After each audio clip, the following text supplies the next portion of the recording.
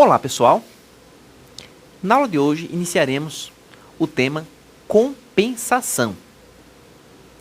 Já falamos aí de várias modalidades extintivas de obrigações. Falamos do pagamento em consignação, que é quando o devedor deposita judicialmente ou em banco a prestação devida. Falamos do pagamento com subrogação, que é quando a relação se transmite ao terceiro que pagou a dívida. Falamos da imputação do pagamento, que é quando o devedor, vinculado a várias dívidas perante o mesmo credor, indica qual delas irá pagar. Falamos de dação em pagamento, que é quando o devedor satisfaz prestação diversa da que era devida. E fechamos novação, que é quando as partes extinguem uma relação, criando uma nova que toma o seu lugar. Na aula de hoje, o tema, mais uma vez, tem a ver com extinção de obrigações. É a compensação.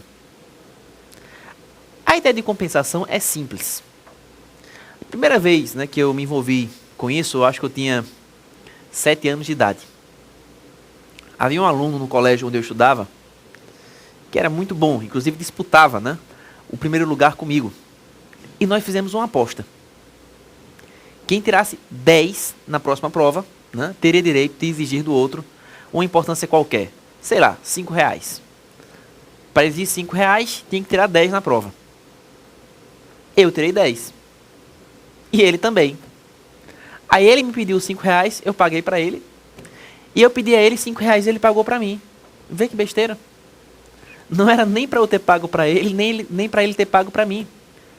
Porque as dívidas teriam se compensado, teria ficado elas por elas. Porque se eu devo a ele 5, ele me deve 5, nenhum dos dois é obrigado a pagar o outro. Porque ocorre compensação. Então, para que a compensação aconteça, é preciso que figure esta realidade. Que duas pessoas estejam vinculadas em duas obrigações distintas. Só que, numa delas, a pessoa credora difere da pessoa devedora. E na outra, aquele que era credor na primeira relação é devedor. E aquele que era devedor na primeira relação é credor. Não entenderam? Então vamos a um esquema para facilitar esse raciocínio. Acompanhe aqui comigo. Imaginemos que em uma relação jurídica, A deve a B 5.000. Então, B é credor e A é devedor. Eis que, em uma nova relação jurídica,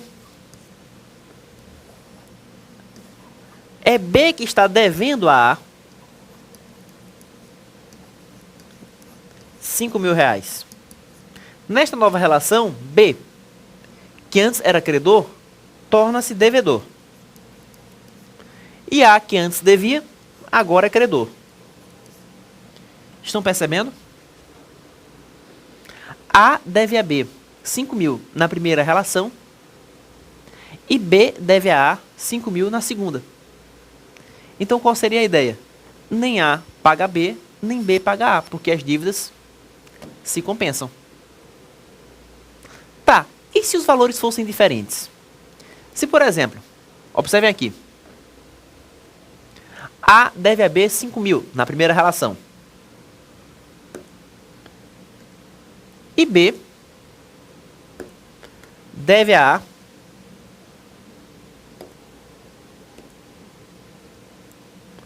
3.000 na segunda. Haveria compensação? Sim. Vejam que aqui a compensação iria acontecer parcialmente. Por quê? Porque a relação de baixo seria cancelada e a relação de cima teria seu montante reduzido a R$2.000. Por que 2.000? Porque iria se deduzir os 3.000 que B deve a A dos 5 que A deve a B. 5 menos 3 dá 2. Então A estaria devendo a B a importância de R$2.000. Então percebam que a compensação, ela tanto pode operar a extinção de ambas as relações jurídicas, quando os valores forem os mesmos, como também pode operar a extinção de uma delas, quando os valores forem diferentes. Então, se os valores forem os mesmos, ambas as relações desaparecem. Se os valores forem diferentes, a relação de valor superior vai receber uma dedução esta correspondente ao valor da obrigação inferior, e a obrigação inferior será extinta, será cancelada. Então, com base nesses exemplos, nós podemos agora formular um conceito a respeito de compensação. Observem aqui comigo. Compensação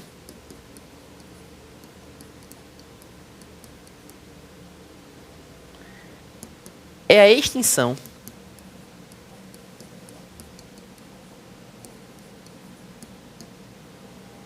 de uma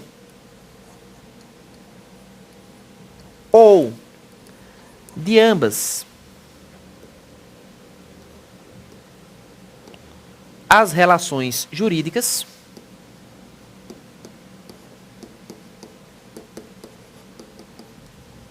travadas entre as mesmas partes.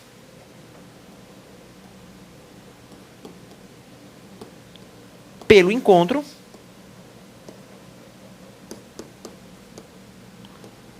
de dois créditos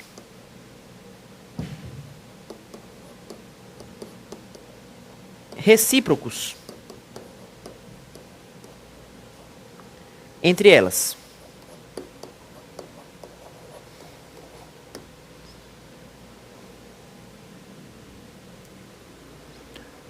Esse é o conceito. Então, com a compensação, extinguem-se ambas as relações ou uma delas.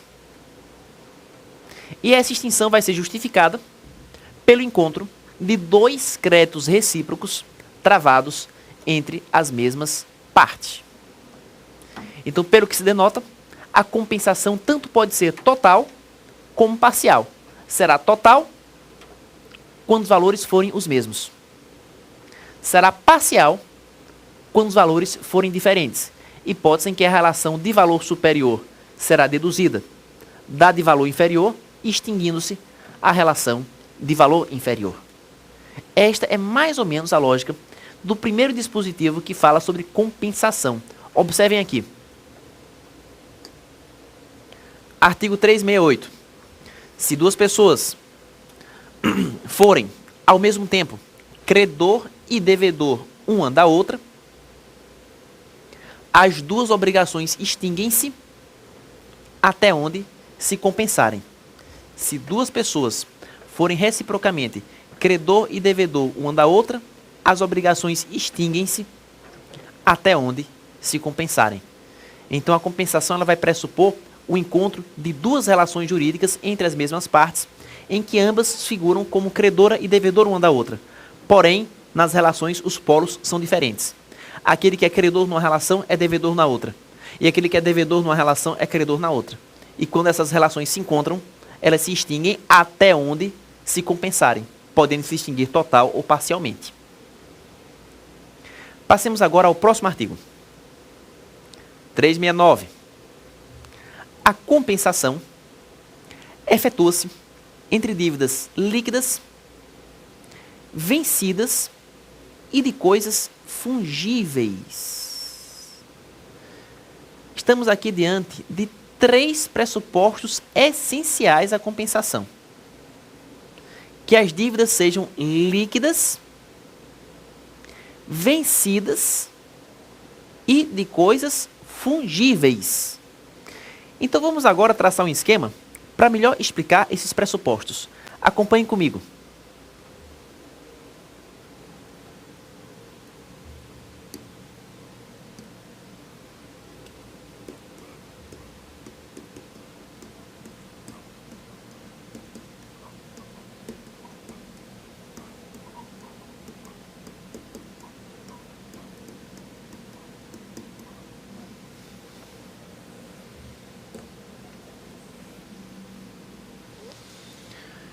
Embora o artigo não fale, o primeiro pressuposto da compensação, que decorre do artigo anterior, é a reciprocidade.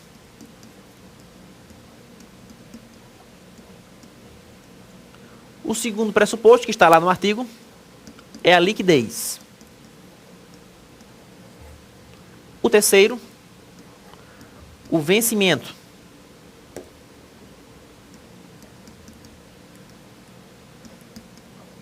E o quarto, a fungibilidade.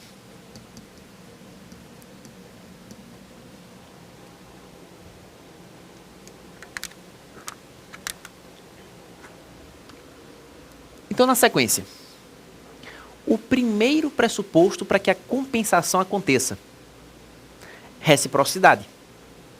Vejam que no artigo anteriormente comentado, fala-se que se duas pessoas forem ao mesmo tempo credora e devedora uma da outra. Então, para que a compensação possa acontecer, é preciso que as mesmas partes, em relações distintas, sejam credora e devedora uma da outra. Só que os polos são diferenciados. Aquele que é credor numa relação é devedor na outra. Aquele que é devedor numa relação é credor na outra. Então temos que ter aqui uma reciprocidade. A exigência que as partes envolvidas sejam as mesmas. Esta seria a primeira exigência feita para que possa acontecer compensação. O segundo requisito: liquidez. Só se podem compensar dívidas líquidas. E o que são dívidas líquidas, pessoal? Dívidas líquidas são dívidas certas quanto à sua existência e determinadas quanto ao seu montante. Então você tem que ter liquidez na dívida. A dívida deve ser certa, ela deve existir, havendo uma certeza inexorável de que ela existe. E deve ter seu montante determinado, ou seja, você tem que saber quanto essa dívida vale. 5 mil, 10 mil, 2 mil. Então a liquidez seria, assim, pressuposto essencial para que a compensação aconteça. O terceiro requisito: vencimento. Só se podem compensar dívidas vencidas, que já se venceram, portanto. Então, se uma dívida já venceu e a outra é vincenda, está para vencer futuramente, a compensação não acontece. É preciso que ambas as dívidas compensáveis já tenham vencido. E o quarto pressuposto: fungibilidade. Ou seja, as dívidas devem ser do mesmo gênero e qualidade. Esse problema raramente aparece na prática, porque normalmente compensam-se dívidas pecuniárias. É dinheiro sendo compensado com dinheiro. 5 mil sendo compensado com 5 mil, 5 mil sendo compensado com 3 mil. Ora, o gênero qual é? Dinheiro. A qualidade qual é? Real. Então, se você compensa uma certa quantidade de reais com uma outra quantidade de reais, você está compensando dívidas do mesmo gênero e qualidade. O que seria inviável, por exemplo, seria compensar dinheiro com trigo ou café com arroz. Se os gêneros são diferentes, aí nesse caso não pode haver compensação, que pressupõe fungibilidade, o que exige que as dívidas compensáveis pertençam ao mesmo gênero e qualidade. E aí nós temos os pressupostos da compensação. Voltando ao artigo, está lá. Observem. A compensação efetua-se entre dívidas líquidas, vencidas e de coisas fungíveis. Liquidez, vencimento e fungibilidade. Passemos agora ao próximo artigo. Embora sejam do mesmo gênero as coisas fungíveis, objeto das duas prestações, não se compensarão, verificando-se que diferem na qualidade, quando especificada no contrato. Eu particularmente considero esse artigo 370 supérfluo. Por quê? Porque ele vai ressaltar que se a qualidade for diferente, não haverá compensação. Gente, nós vimos que o quarto pressuposto da compensação é a fungibilidade. E o que é que a fungibilidade exige? Observem lá comigo. A fungibilidade requer que as dívidas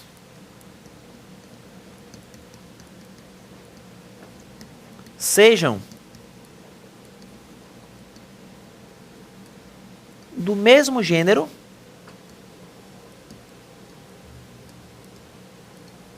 e qualidade. Ser fungível é isto. Ser fungível é pertencer ao mesmo gênero e à mesma qualidade. Então, se por exemplo, eu devo 5.000 a João e João me deve 5.000, o gênero é o mesmo? É. Dinheiro. A qualidade é a mesma? Também. São reais que estão sendo compensados. Agora, se eu devo a João 5.000 reais e João me deve 5.000 dólares. Atenção, eu devo a João 5.000 reais e João me deve 5.000 dólares. Nesse caso, haverá compensação? Não. Sabem por quê? Porque embora o gênero seja o mesmo, dinheiro, a qualidade é diferente. A qualidade do dinheiro que eu devo a João é o real. E a qualidade do dinheiro que João me deve é o dólar. Não se compensa real com dólar. Porque, embora sejam do mesmo do gênero as dívidas, se as qualidades forem diferentes, não haverá compensação. Voltemos ao artigo. Embora sejam do mesmo gênero as coisas fungíveis, dinheiro, dinheiro, objeto das duas prestações, não se compensarão verificando-se que diferem na qualidade, quando especificado no contrato. Estão percebendo? Então, a qualidade aqui, que foi contratualmente especificada, é diferente. Em uma primeira relação, foi contraída uma dívida consistente em pagar 5.000 reais. Qualidade, real. Numa segunda relação, foi contraída uma dívida consistente em pagar 5.000 dólares. A qualidade da moeda é o dólar. Não se compensa dólar com real, pessoal. Para que a compensação aconteça, é preciso que seja real com real ou dólar com dólar. Que as dívidas sejam do mesmo gênero e qualidade. Somente assim acontecerá a compensação. Vamos agora ao próximo artigo.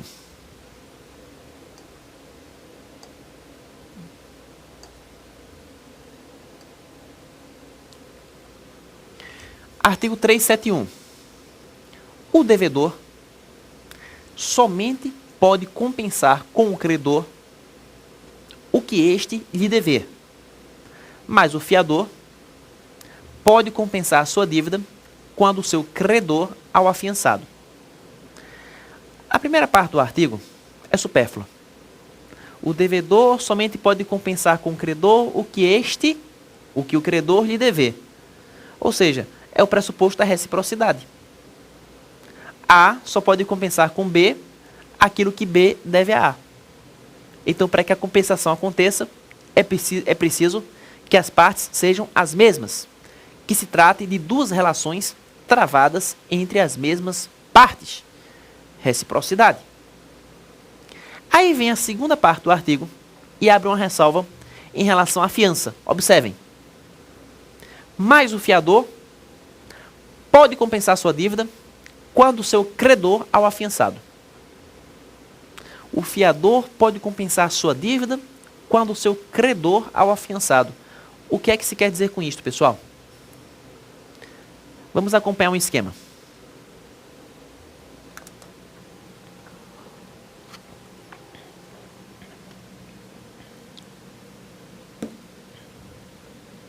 Colocar aqui um credor e um devedor, onde o devedor deve uma importância qualquer ao credor e esta dívida está garantida por fiança. Então, caso o devedor não pague, o fiador se responsabiliza pelo pagamento. Uma relação normal, onde a dívida é garantida pela fiança. Imaginemos agora que uma segunda relação seja travada entre C e D. E nessa segunda relação é C que está devendo a D. Estão percebendo? D, que é devedor, e que deve a C. Na relação em preto, D torna-se credor de C na relação em azul.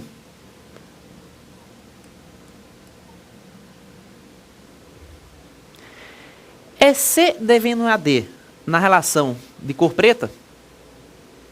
Minto. É D devendo a C. É D devendo a C na relação de cor preta e C devendo a D na relação de cor azul. Acontece que a relação de cor preta, onde D deve a C, está garantida por fiança. Observem lá.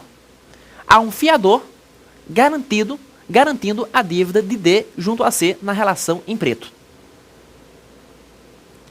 Ocorre que lá em cima, entre C e D, ocorreu uma compensação. Lá em cima, a relação em preto foi compensada com a relação em azul. E quando a compensação acontece, pessoal, o que é que se verifica? As dívidas se extinguem.